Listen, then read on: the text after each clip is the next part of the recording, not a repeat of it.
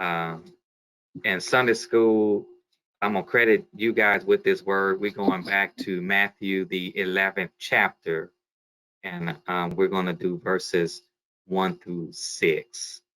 And so those of you who have your Bibles, chapter Matthew, the Gospel of St. Matthew, chapter 11, and we're going to be looking at verses 1 through 6.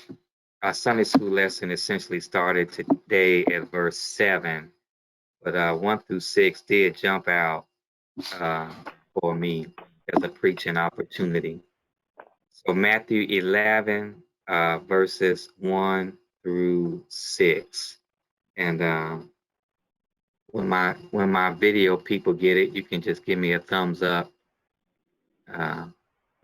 Amen. And I know if my video people got it, I know my callers got it. But if you having trouble finding the Gospel of St. Matthew, please log in at 9:30 on next week for Sunday school. I think it could be a blessing to you to show you how to get to the Gospels. Amen. All right, I'm going to begin reading, starting with verses 1. And verses 1 says, after Jesus had finished instructing his 12 disciples, he went on from there to teach and to preach in towns of Galilee. When John, who was in prison, heard about the deeds of the Messiah, he sent his disciples to ask him, are you the one who is to come, or should we expect someone else? Jesus replied, go back and report to John what you hear and see.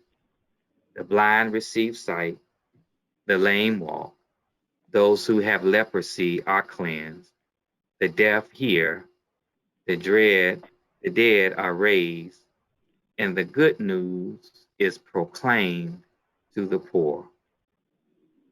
Verse 6, blessed is anyone who does not stumble on account of me. Amen. Lord, add a blessing to the reading and to the hearing of his most holy word. And so our sermonic theme is this. When we get the question, how will we respond? When we get the question, how will we respond? Let me say that my undergraduate college, Morehouse College, they always have this quiet saying.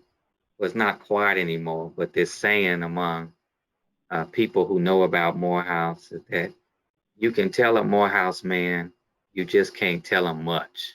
Amen. You can tell a Morehouse man, but you just can't tell him much.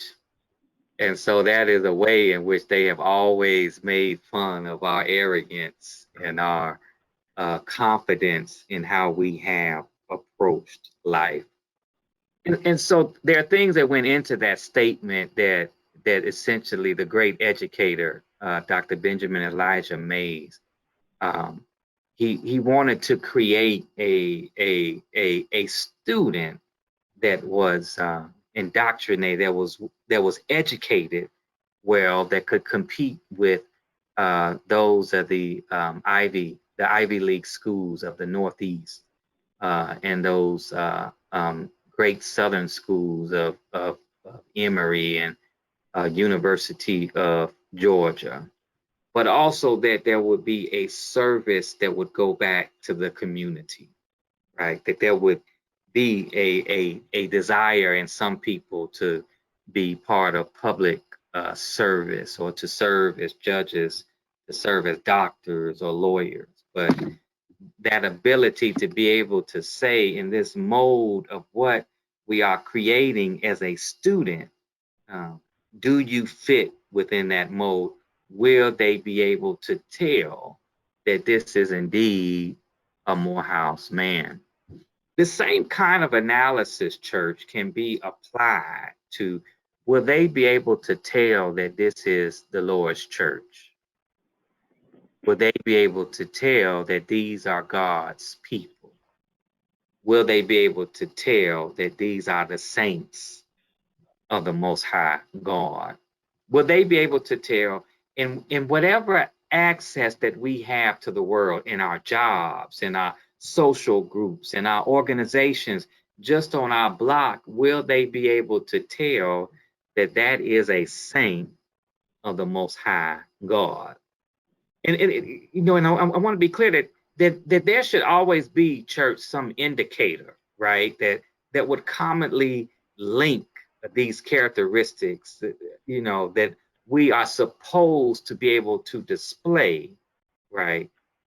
Because we represent the Word and we represent the Christ that gave His life for us. And so when they ask, or will they be able to tell, are they saints of the Most High God?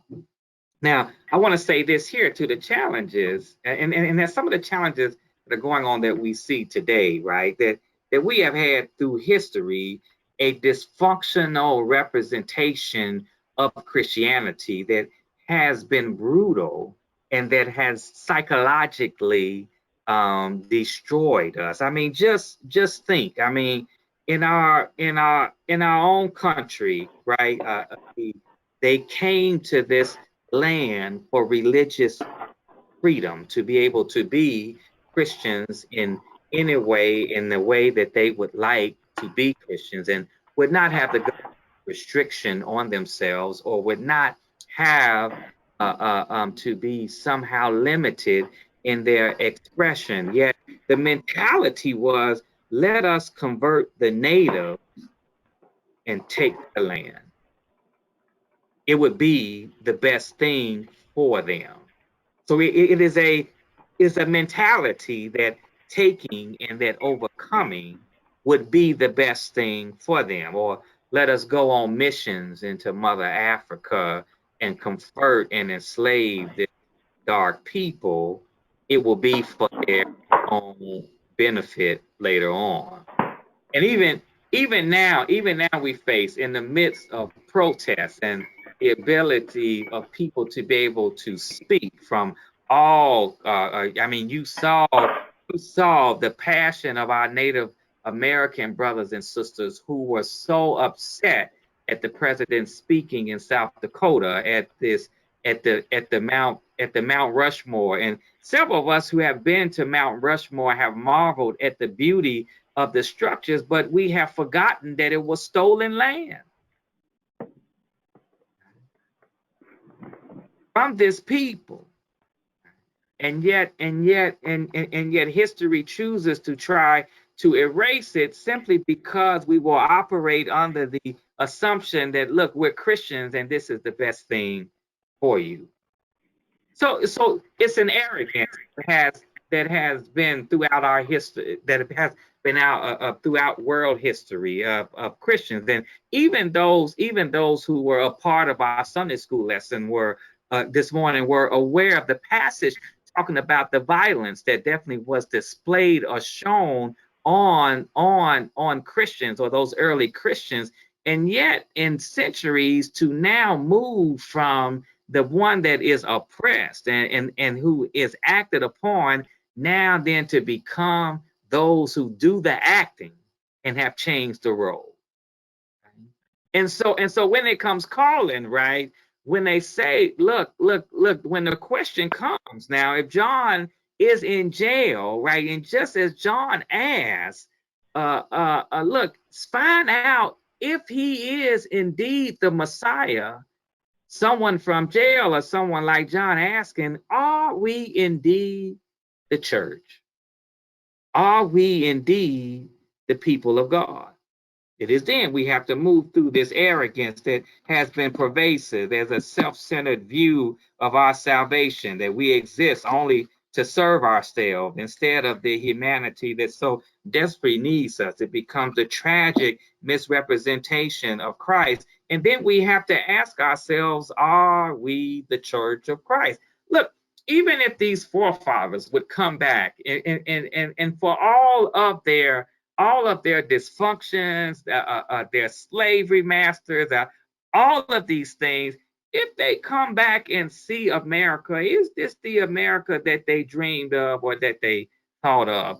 Would they come back and expect to see traitors from the Confederate Army with statues and going people who broke from their most precious union or to protect the slave owners, the downfallen? Or I mean, would they come back and this intricate part of history that the culture and that the government continues to try to protect, would that be the American ideal? Would it be? Could they recognize it, or could we recognize it? Is this us? Now, we have here right now, John the Baptist, right? He wants to ask for verification from prison. What will we answer? What is significant to this text that you first have to take apart here, church? What's significant is what Christ does not say, right? A prisoner is asking whether this is the true, whether this is the true Christ, the Messiah, right? It's a person who is incarcerated, and a person in jail can come to us after being in jail and come. Do they have or feel the comfort of sitting among the saints of God?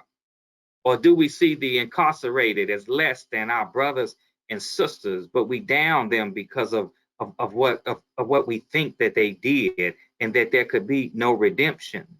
I mean, even now we see jails right now, and this is something, church, because John is sending this from jail, and right now we have the spread of the virus in these jails, but essentially no solution in sight.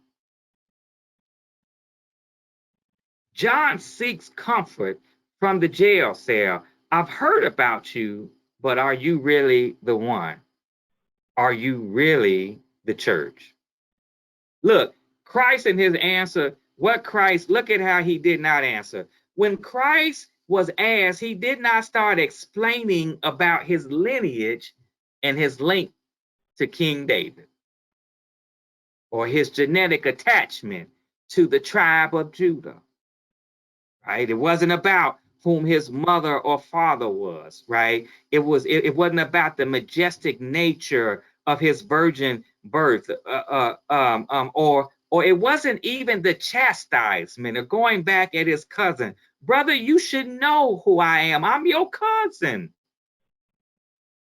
None of that. Christ, and then again, now, church, we have to take that on, because it's not about the salvation and the actions of your mother, father, or grandfather. The question comes to you: are you saved? Are you the one? And can we recognize you? And this thing should be an indication to us that past history cannot define us, or who our parents were, or what organizations we were part of, where are we from. There is no mention, right, of our earthly wealth or prestige, or the job that we have. Look how many followers I have. That have now become the symbol of status. How many followers do you have on social media? How many people are logged in to you on Twitter? Right? How large is our family? How large are our brothers and our sisters? How large, or what land was on? Christ doesn't go through that. Christ is not going through a manger birth. He's not going through any of that. He's going through, look at the work that's being done now. Because when he go back and tell John the Baptist is not looking for who your family is. He know who his family is. John the Baptist is not looking for your money. John the Baptist was in the wilderness with hardly no clothes on and hardly no food. He's not concerned about your wealth or your prestige.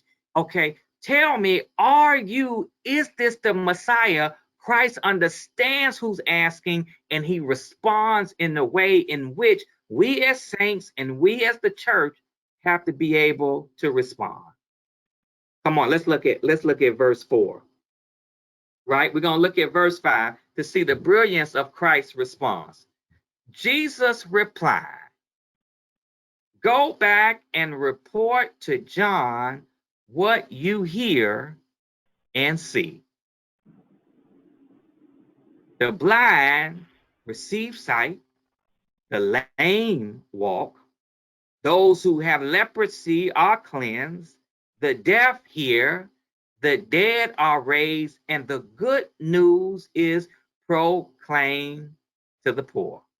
Come on, we take it apart. The blind see, the lame walk, leprosy is cleansed, the deaf hear, the dead live, and the poor receive the good news. The proof that this is Christ and confirmation of his essence is provided in his selflessness, his self. He not a focus on him, but a focus on those who need the help in this most trying time. It's no secret. Now, everything that Christ does, Christ is intentional, right? This is God's son. He knows what's going to be printed. He knows. But I want you to take away with this, the blind can see, okay? Those who had no sight physically, Christ saw them. The lame can walk. Those who were trounced over, walked over, they now can walk. Leprosy is cleansed. Those who had sickness unbearably and were defamed and pushed out to the outer parts of town as rejects, they're now cleansed. The deaf who couldn't hear, they now can hear. The dead whose bodies were on their way to being rotted with nothing in life, with no life in them, now they live. And now look at this. The poor receive the good news. The preaching is not to upper, echelon or upper class or in the oligarchy, but yet it goes to the poor who receive the good news. The history of our church in this area is important, right? But what do we do with legacy, right? Legacy, right? Doesn't feed the hungry now. What do we do? Legacy doesn't pray for the sick now. What do we do? Look, is there comfort for the downtrodden, for those who are stepped on and walked on across this nation? Is there hope, and do they see us as hope in a sin-sick world? John is asking, and that scripture is for us, church, are we the church? Are we the church? Especially for those grieving in this time of grief. Christ goes to the work. He tells him, go tell John you see us working. That's what John would be about, right? Again, now John is in prison. John's days are coming to a close. They're in prison. Is this the Messiah? And it's also too comforting for him, right? This would be essentially the last Old Testament, early New Testament prophet before it gives way to Jesus the Christ, right? And I mean this sense of comfort that yes, you need to know, John, that those concerns that you have, those things you prophesied about, and those things that you were setting the way, that those things are being done and carried out. Right. And evidence of his of Christ's travel to the brutality of the cross, his movement towards that. Let me take a minute to serve my followers, to serve my church. Christ, knowing that he is going to die, did not sit there and wait in a rocking chair or wait until his life was taken and that he would be crucified and resurrected. He took the opportunity and said, I'm here. Let me help somebody. Church, are we helping somebody?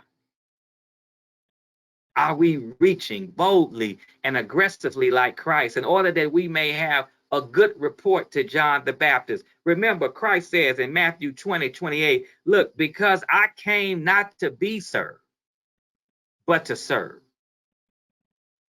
Even look at this, church. We are now about to take communion, right? This is what is well known as the Last Supper. And please know that the images that have been portrayed through history of the Last Supper are definitely dysfunctional images and have served really in a bad way by picturing all of these Caucasian white men instead of the brown that would be equal or that would line up with the people of the time. If you could just put that image out of your head just for this one time of what the actual supper looked like, the Last Supper, right? But think about this here. He is having in one of his last days before he presses on, before he leaves, let me serve my followers. It wasn't a waiter to come over to be able to say, okay, let me do this for you, Christ. It wasn't any of that. It was like, let me serve you. Look, I do this I want you to do this in remembrance of me. Remember, look, this moment where I took my body, which is the bread that you will feast upon, right? My blood, which is the blood that you would drink, that would open up the doors of eternity. Do this in remembrance of me, that you just didn't get it from the street or that you didn't give it from somebody else. You got it from Jesus himself that said, I am here to serve you. And that each of you at this dinner, when we focus or when we take it, it is a reminder of service, of the responsibility. Look, it doesn't make the issue for those who look in our moment today, right? In what ways can we find a way to serve? Even within a virtual service, just taking a link and handing it to somebody. Look, look, I know you are in a hospital right now. I mean, there's not much. I don't know. I can't tell you I can't tell you how to put somebody on the ventilator. I can't tell you how to take blood pressure. I can't tell you any of that. Can I just get you a meal? Can I just get you one meal to help you through this time? The church will always have needs. There's always going to be a criticism. We never do enough, right? We never do enough. There will be a criticism for black pastors. If we're not walking around here like Dr. King, then we're not doing enough, right? There are criticisms for the church. If we're not boldly walking through a deadly virus, something's wrong. If we're not outside, there's always going to be a criticism. And thank God that none one of them can put us in the heaven. Thank God for that. Thank God that we don't have to please the world. Thank God we don't have to live up. You can think of us as whatever you want to think of. But in the process, can I get you a meal? Can we help to get food on your table or somebody's table? Or look at this, church. If you got everybody screaming, I know this, right? It don't take much to put a mask on, church. It just does not take. And we see people who have not been putting the mask on who are getting the virus. But you know what? At that point where they get it, and if they pass on, where grief hits them, they're gonna come looking for the church. Right. Let me go find this pastor who I knew 20 so years ago, so he can somebody from that church can preach this service. Right. Let me go. Come on. Let me go. Look. Come here. I had a deacon. The deacons have been leaving messages for 5 years. I ain't responding to none of those messages. Let me go find that deacon who started leaving them messages 5 years ago and say, hey, look, I need your help. Such and such is sick right now. John, again now. John is, look, is that the Messiah? Is that the church? Are we the church? Right? From the part at which we try to educate you or teach you about the word, to the moment where in your lonely moments where you got nothing, you can tune in just so we can pray for you. Christ was not looking to benefit the world. The world and its desires, you just can't. It's always something. It's always something. But we look to be in pleasing and in step with the Jesus who gave his life for us. Christ, to show that he was the Messiah, he went to the work. Come on, I would not be able to hear you finish this, but I know you will. Faith without works is what? I feel in my spirit, all of you said dead. Okay. If you didn't say dead, meet me 9:30 next Sunday for the start of Sunday school. Amen. All right. Come on, let's give God praise for his holy word.